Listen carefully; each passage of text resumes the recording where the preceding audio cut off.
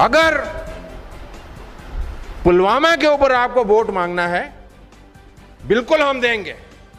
आप बताइए पुलवामा क्यों हुआ, आप इसका जवाब हमें देश को दे दीजिए। जनसभा में उन्होंने क्या कहा था, उन्होंने लोगों से क्या प्रश्न पूछे थे? उन्होंने पूछा था, भाइयों बहनों, मैंने घर के अंदर घुस के मारा, आपको अच्छा लगा ना? आपको पसंद आया ना? आपका सीना चौड़ा हुआ ना? आपका माथा गर्व से ऊंचा हुआ ना? ये प्रश्न मोदी जी ने हमारे छत्तीसगढ़ की जनता से पूछे थे। इसी प्रकार के प्रश्न पाकिस्तान में मसूद अजहर, कौन सा मसूद अजहर? जिसको श्री अजीत डोभाल ने कांधार हाईजैक के बाद खुद उन्हें छोड़ने के लिए गए थे, जो आज हमारे राष्ट्रीय सुरक्षा सलाहकार हैं। मसूद अजहर भी पाकिस्तान में लोगों से यही प्रश्न पूछ रहे होंगे कि मेरे पाकिस्तान भाइयों और बहनों, मैंने पुलवामा में भारत के 44 सैनिकों को मार दिया, आपको अच्छा लगा ना? आपको पसंद आया ना? क्या हमारे प्रधानमंत्री जी अपनी तुलना मसूद अजहर से करना चाह रहे हैं? जब सैनिकों की शहादत होती है, उसके बाद आप उसको एक चुनावी जामा पहनाकर लोगों से वोट मांग रहे हैं। मैं मोदी जी से पूछना चाहता हूं कि जो 14 फरवरी को पुलवामा का जो आतंकवादी हमला हुआ, आप उस हमले की जानकारी देश को क्यों नहीं दे रहे हैं? 8 फरवरी को जब सीआरपीएफ ने एक लिखित में वार्निंग जारी की थी और उसमें लिखा था कि सुरक्षा बलों के ऊपर आईडी का हमला हो सकता है, इसको केंद्र सरकार के गृह मंत्रालय ने क्यों नजरअंदाज किया? दूसरी चीज, सीआरपीएफ ने गृह मंत्रालय से मांग करी थी कि हमारे जो 2547 जवानों को जम्मू से श्रीनगर जाना है, उसके लिए उन्हें हवाई जहाज और हेलीकॉप्टर की आप मुहैया कराइए। वो क्यों नकारा गया राजनाथ सिंह जी द्वारा? तीसरा, जो एनआईए ने कहा है कि 14 फरवरी के हमले में 300 केजी एक्सप्लोजिव था, जिसमें जिलेटिन और आरडीएक्स शामिल था। ये सिविलियन गाड़ी किस हिसाब से सुरक्षा बल सीआरपीएफ के कॉन्वॉय के बीच में पहुंच गई? उसको उन्होंने फॉलो किया और उस गाड़ी के पास उन्होंने धमाका किया जो बुलेट प्रूफ नहीं थी। क्या ये जानकारी हमारे प्रधानमंत्री महोदय जी, जो प्रधान सेवक हैं, प्रधान चौकीदार हैं, क्या इस चौकीदारी में उनसे कहीं चूक हुई है? तो वो हमें क्यों नहीं बता रहे हैं? अभी राजनाथ सिंह जी ने, अमित शाह जी ने अभी परसों जब आए थे, उन्होंने क्या कहा? छत्तीसगढ़ शासन से, हमारे मुख्यमंत्री से क्या बोला कि आप जो हादसा अभी हुआ है, जिसमें माननीय हमारे विधायक भाजपा के शहीद हो गए, भगवान उनकी आत्मा को शांति दे, उनके परिवार को ये ताकत दे। हमारी सरकार ने, हमारे मुख्यमंत्री ने फौरन जांच के आदेश कर दिए।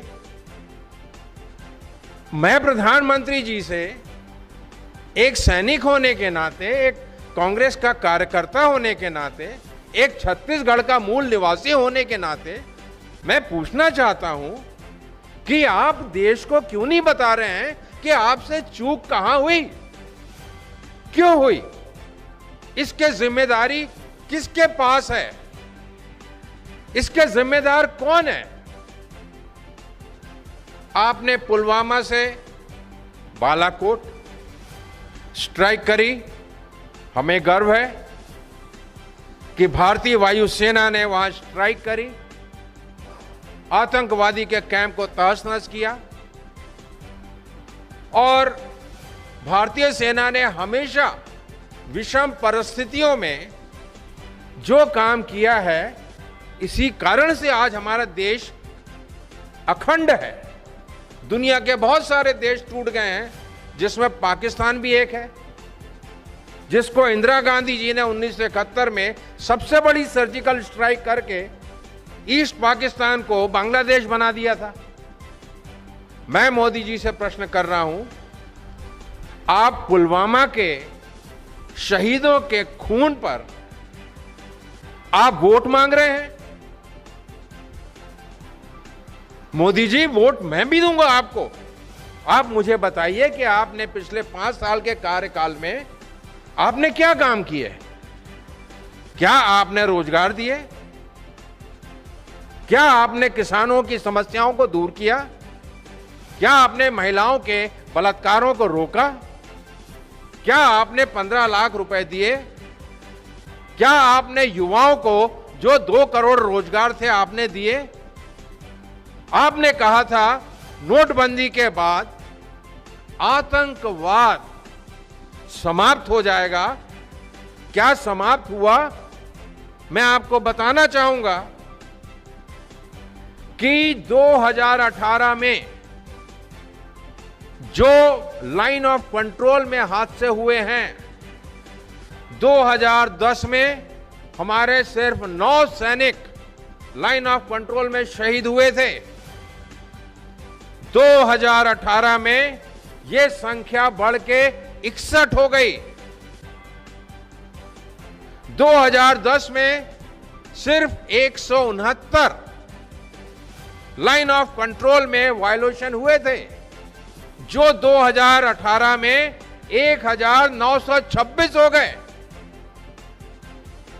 मैं पूछना चाहता हूं, आपने आतंकवाद खत्म किया या आपने आतंकवाद को आगे बढ़ाया?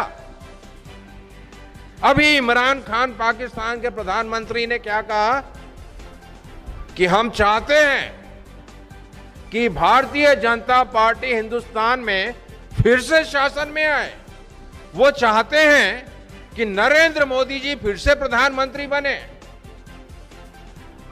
जब एक देश का नागरिक सरकार से प्रश्न पूछता है, चाहे वो पुलवामा के ऊपर हो, चाहे बालाकोट के ऊपर हो, प्रश्न तो आपसे ही पूछे जाएंगे जो सत्ता में है।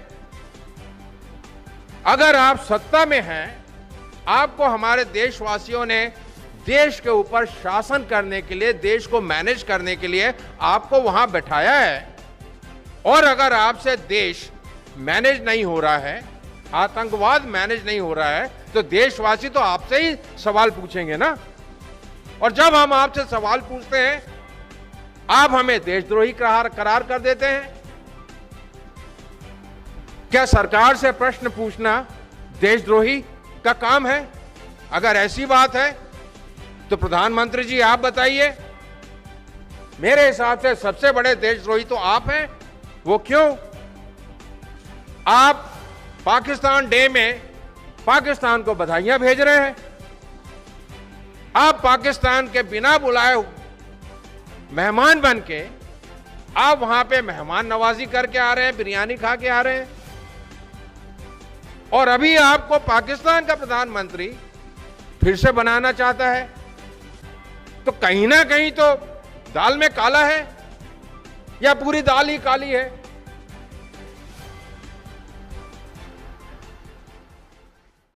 दोस्तों नमस्कार। एक बहुत ही बड़ी अपडेट हमारे पेंशन धारकों के लिए। आखिरकार मोदी सरकार 2024 के चुनाव से पहले क्या हमारे पेंशन धारकों की असली पेंशन उनके खाते में क्रेडिट कर देगी?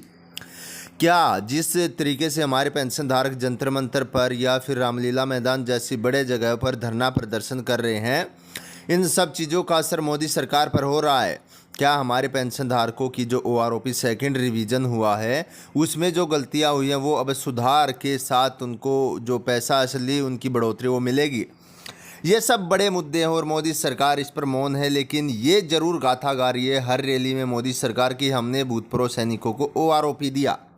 तो इस चीज़ को लेकर भूतपूर्व सैनिक ने मोदी सरकार को बुरी तरह से खदेड़ डाला है। इस वीडियो को पूरी जरूर देखिएगा।